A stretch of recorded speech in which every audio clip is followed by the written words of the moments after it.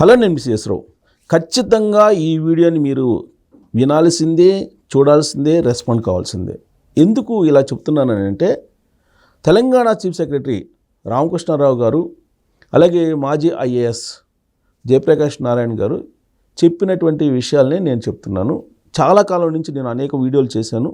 అయితే శంఖంలో పోస్తే కానీ తీర్థం కాదు.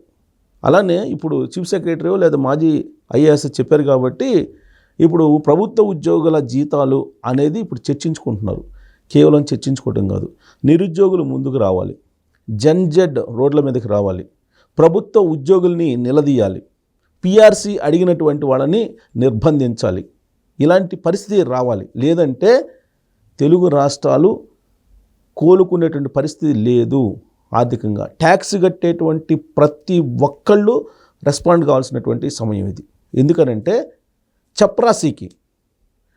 చప్రాసి ఉద్యోగం అయినా కానీ ప్రభుత్వ ఉద్యోగం కావాలంటారు పెద్దలు. స్వీపర్కి 2 లక్షల రూపాయల జీతం అని అంటే మీరు నమ్ముతారా? నిజం. ఇది చీఫ్ సెక్రటరీ చెప్పినటువంటి మాట, నేను చెప్తుంది కాదు. చీఫ్ సెక్రటరీ రామకృష్ణారావు గారు చెప్పినటువంటి మాట. ఎలక్ట్రిసిటీ చీఫ్ ఇంజనీర్కి 7 లక్షల జీతం నెలకి. మరి మీరు నమ్ముతారా? ఖచ్చితంగా నమ్మాల్సిందే. ఇది 100కు 100% నిజం, ఆన్ పేపర్. ఇది నేను గతంలో అనేక సార్లు చెప్పాను. నేను తెలుగు రాష్ట్రాలు సంక్షోభంలోకి వెళ్ళిపోతున్నాయి, మన సొమ్ముని దోచుకుంటున్నారు కొంతమంది ఉద్యోగులు, అయినా కానీ నిజాయితీగా పనిచేయట్లేదు, వీళ్ళని నిలదీయాల్సిందే, నిర్బంధించాల్సిందే అనేటువంటి అభిప్రాయాన్ని వ్యక్తం చేసినప్పుడు అనేక మంది ఉద్యోగులు నా మీద ట్రోల్స్ రూపంలోనూ రకరకాల ఫోన్లు చేసో నాతో మాట్లాడారు. కానీ నాతో మాట్లాడినందువల్ల ఉపయోగం లేదు. ఒక సీనియర్ జర్నలిస్ట్గా నా బాధ్యత కాబట్టి అవకాశం ఉన్నప్పుడల్లా నేను చెప్తూ వస్తున్నాను. జెడ్ ఉద్యమం ఖచ్చితంగా అవసరం ఈ విషయంలో. ప్రత్యేకించి నిరుద్యోగులకి, ఉద్యోగం లేనటువంటి వాళ్ళు నిరుద్యోగ వృత్తి కోసం ప్రభుత్వాల వైపు చూడటం కాదు, ఉన్నటువంటి ఉద్యోగులని ఖచ్చితంగా పనిచేయించాల్సినటువంటి బాధ్యత ఉంది. అలాగే లక్షల జీతాలు తీసుకుంటూ బాధ్యతారాహిత్యంగా ఉన్నటువంటి వాళ్ళని నిర్బంధించాల్సినటువంటి అవసరం కూడా ఉంది. అందుకే ట్యాక్స్ కట్టేటువంటి ప్రతి ఒక్కళ్ళు బయట రావాలి. ఇండైరెక్ట్ ట్యాక్స్, డైరెక్ట్ ట్యాక్స్, ఏ ట్యాక్స్ కట్టినా సరే ఇదంతా కూడా ప్రభుత్వానికి వచ్చేటువంటి ఆదాయం, మనం ఇచ్చేటువంటి ఆదాయం. దీన్ని గవర్నమెంట్ ఉద్యోగులకు 94% వచ్చేటువంటి ఆదాయంలో 94% గవర్నమెంట్ ఉద్యోగులకు జీతాలు, బత్యాలు, పెన్షన్లకి ఇస్తూ ఉన్నారు. మిగతా సంక్షేమ పథకాలకు అప్పులు తీసుకొస్తున్నారు. ఇది పాలకుల్లో ఉన్నటువంటి లోపం. పాలకులను నిలదీయాలి, ఉద్యోగులని నిర్బంధించాల్సినటువంటి సమయం ఆసన్నమైంది. 2014లో రాష్ట్రం విడిపోయిన తర్వాత కేసీఆర్ గారు మెహర్బానీకి పోయారు. తెలంగాణ రాష్ట్రం రిచ్ రాష్ట్రం అని చెప్పి ఆయన ఫిట్మెంట్ని అనౌన్స్ చేశారు.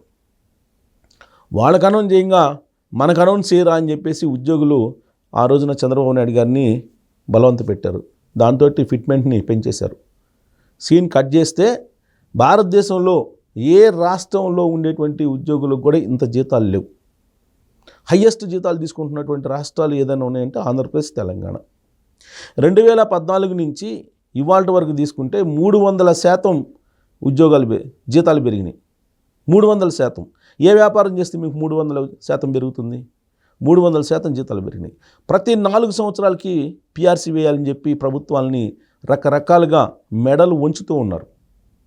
సంఘటిత రంగం కాబట్టి వాళ్ళు మెడలు వంచుతున్నారు, వీళ్ళు వంచుకుంటున్నారు పాలకులు. సీన్ కట్ చేస్తే ప్రజల మీద భారం వేస్తూ ఉన్నారు. ఐఆర్ అంటారు, మధ్యంతర భృతి, ఇంటీరియం రిలీఫ్ అంటారు. ఎందుకు ఇంటీరియం రిలీఫ్? లక్షల జీతాలు తీసుకుంటున్నందుక. కరువు బత్యం అంటారు. ఏంటి కరువు బత్యం? ఎవరికి కరువు వచ్చింది? నేను అనేక సందర్భాల్లో నేను మాట్లాడాను. ఇదేదో నాకేమీ ఒరిగేదేం కాదు. సమాజం కోసం మనం ఏమి ఇచ్చాము అనేది ప్రతి ఒక్కరు ప్రశ్నించుకోవాలి. అందుకే నాకు తెలిసినటువంటి సమాచారం నేను మీకు షేర్ చేస్తున్నాను. మీరు ఖచ్చితంగా రోడ్ల మీదకి రావాలి. నిరుద్యోగులు, యువత ముందుకు రావాలి. లేదంటే ఈ ఉద్యోగులు రాష్ట్రాలని మింగేస్తారు. ఇంత జీతాలు తీసుకుంటూ కూడా మీకు నిజాయితీగా పనిచేస్తున్నటువంటి ఉద్యోగులు ఎంతమంది ఉన్నారు? మీరు ఒకసారి ఆలోచించండి. అసలు ఎందుకు రిటైర్మెంట్ ఏజ్ పెంచాలి? రిటైర్మెంట్ ఏజ్ పెంచి వీళ్ళకి పెంచినటువంటి జీతాలు ఇస్తూ ఈ ప్రభుత్వాలు కాలం గడుపుతూ ఉన్నాయి. ఇది ఏ ఒక్కళ్ళ తప్పు కాదు. ఇప్పుడు వచ్చినట్టు చంద్రబాబు నాయుడు గారు లేదంటే రేవంత్ రెడ్డి గారు తప్పు కాదు.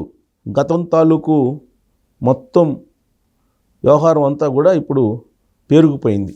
మోయలేనటువంటి భారాన్ని పెంచింది. మొత్తం రూపాయి వస్తే ఆదాయం ఆ రూపాయలో 94 పైసలు ఉద్యోగులకు ఇస్తున్నారు. ఉద్యోగులు ఉండేది 3%. ఈ 3% ఉద్యోగుల కోసం 97% ఉన్నటువంటి ప్రజల్ని తాకట్టు పెడుతూ ఉన్నారు. ఇది పక్కా డేటా. ఇదేదో నేను గాలికి చెప్తున్నటువంటి గాలి కబుర్లు కాదు. సెంట్రల్ గవర్నమెంట్ ఉద్యోగులు జీతాలు తీసుకుంటే వాళ్ళతోటి కంపేర్ చేస్తే 40% శాలరీస్ ఎక్కువ ఉన్నాయి తెలుగు రాష్ట్రాల ఉద్యోగులకి, రాష్ట్ర ఉద్యోగులకి. ఇది చాలదు అని చెప్పి ఇప్పుడు పిఆర్సీ కోసం ధర్నాలకి ప్రభుత్వాన్ని నిలదీయటానికి సిద్ధమవుతూ ఉన్నారు. ఒకవైపు బకాయిలు ఏమని చెప్తారు, ఇంకొక వైపు పిఆర్సీ ఏమంటారు, ఇంకొక వైపు ఐఆర్ ఏమంటారు, ఇంకొక వైపు డిఎల్ ఏమంటారు, ఇంకొక వైపు మేము ప్రాణం మీదకి వస్తే మాకు క్యాష్లెస్ వైద్యం కావాలంటారు. వాళ్ళు ఇష్టం వచ్చినట్టు డిమాండ్లు చేస్తూ ఉంటే ప్రభుత్వాలు తలవొగ్గి వాళ్ళ కోరికలు, గొంతెమ్మ కోరికలను తీరుస్తూ ఉంటే ప్రజల మీద కొన్ని వేల కోట్ల రూపాయల భారం పడుతూ ఉంది. ఇవాళ కలెక్టర్ జీతం ఎంత? 10 ఏళ్ళు సర్వీస్ ఉన్న కలెక్టర్కి 1,50,000 వస్తుంది జీతం. కనీసం 10 ఏళ్ళు సర్వీస్ ఉంటే 1,50,000 నుంచి 2 లక్షల దాకా ఉంటుంది. ఇవాళ మీకు మున్సిపాలిటీల్లో కానీ అలాగే ఎలక్ట్రిసిటీలో కానీ తీసుకుంటే కారు డ్రైవర్కి 1,00,000 రూపాయల పైన వస్తుంది. అలాగే ఈ స్వీపర్స్కి ఉన్నారు కదా, క్లీన్ చేసేవాళ్ళు, స్వీపర్స్కి, సీనియర్ స్వీపర్లకి 2 లక్షలు వస్తుంది. 1,50,000 నుంచి 2 లక్షల రూపాయలు వస్తుంది. మీరు ఎలక్ట్రిసిటీలో హయ్యెస్ట్ శాలరీస్ ఉన్నాయి అన్ని డిపార్ట్మెంట్ల కన్నా. రెగ్యులేటరీ బోర్డు ఏర్పాటు చేసిన తర్వాత ఆ శాలరీస్ వాళ్ళు ఇష్టం వచ్చినట్టు పెంచుకుంటూ పోతూ ఉన్నారు. వాళ్ళ గ్రూప్ 1 ఆఫీసర్కి వచ్చేసి 1,50,000 నుంచి 2 లక్షల వరకు ఉంది. గ్రూప్ 2 వచ్చేసప్పటికి 80 నుంచి 1,50,000 దాకా ఉంది. ఇక బేసిక్ లెవెల్ వాళ్ళకి 1,00,000 పైన వాళ్ళకి ఉంది. మరి ఇంత జీతాలు తీసుకుంటూ నిజాయితీగా పనిచేస్తున్నారంటే నిజాయితీగా పనిచేసే వాళ్ళని వేళ్ల మీద లెక్క పెట్టచ్చు. మరి వీళ్ళని నిలదీయాలా, నిర్బంధించాలా? ఏం చేస్తే వీళ్ళు మారుతారు? ప్రజల కోసం పనిచేయాల్సినటువంటి వీళ్ళు ప్రజలని ఏ విధంగా దోచుకుందాము అనేటువంటి యాంగిల్లోనే ఆలోచిస్తున్నారు. రీసెంట్గా ఆంధ్రప్రదేశ్లో ట్యాక్స్లు వేస్తున్నారు.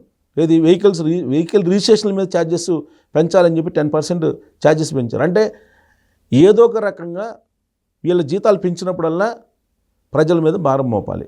ఎలా భారం మోపాలి అనేది ఈ ఎగ్జిక్యూటివ్ సిస్టమే ప్రభుత్వానికి అందజేస్తుంది. అది ప్రభుత్వం ఇంప్లిమెంట్ చేస్తుంది. తెలుగు రాష్ట్రాల్లో ఇలాంటి పరిస్థితి ఉంది. తెలంగాణలో జీతాలు ఇవ్వలేని పరిస్థితికి ప్రభుత్వం వచ్చింది. తలసరి ఆదాయం హయ్యెస్ట్ ఉంది భారతదేశం మొత్తం మీద. తెలంగాణలో వృద్ధి రేటు 10% పైన ఉంది. అయినా కానీ జీతాలు ఇవ్వలేని పరిస్థితి ఇవాళ తెలంగాణ రాష్ట్రంలో పొంచి ఉంది. జీతాలు ఇవ్వలేని పరిస్థితి. అందుకే రేవంత్ రెడ్డి గారు చాలా క్లియర్గా చెప్పారు, వస్తున్నటువంటి ఆదాయంలో జీతాలు, పెన్షన్లు, వడ్డీలు కట్టడానికి కూడా సరిపోవట్లేదు వస్తున్నటువంటి ఆదాయం.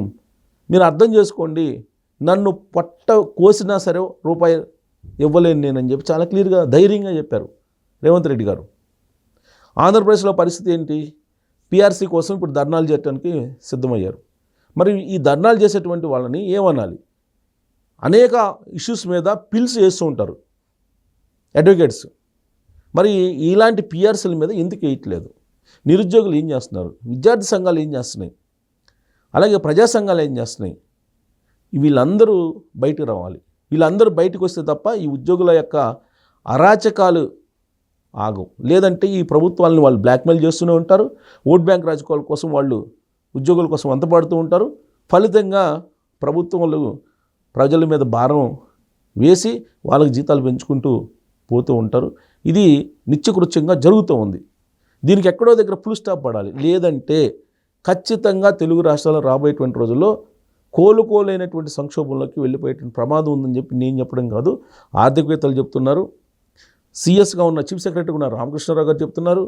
అలాగే జయప్రకాష్ నారాయణ గారు చెప్తున్నారు. అనేక మంది ఆర్థికవేత్తలు కూడా చెప్తూ ఉన్నారు.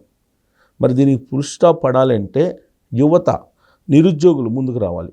నిరుద్యోగులు కనుక ముందుకు రాకపోతే ఉద్యోగం ఉండేటువంటి వాళ్ళే ఎంజాయ్ చేసుకుంటూ వెళ్ళిపోతారు.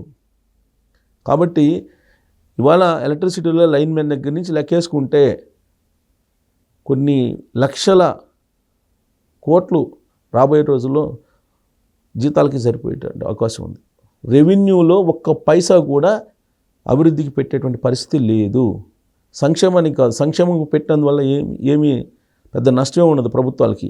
ఈ ఉద్యోగుల యొక్క జీతాలు తగ్గించకపోతే ప్రభుత్వాలు ఖచ్చితంగా ఆర్థిక సంక్షోభంలో కూరుకుపోయే అవకాశం ఉందని ఆర్థికవేత్తలు చెప్తున్నటువంటి మాట.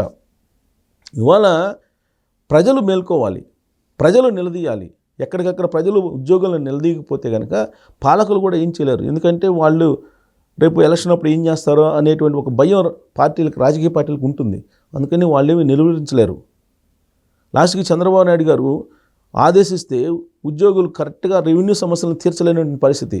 బోగస్ లెక్కలు ఇస్తున్నారు, బోగస్ లెక్కలు. 190 మందికి రెవెన్యూ సమస్యలు ఉంటే నిన్నగాక మొన్న అక్కడ ఉన్నటువంటి రెవెన్యూ మంత్రి చెప్తున్నారు, మేము దాదాపు 80% మేము పరిష్కరించేసాము రెవెన్యూ సమస్యలని.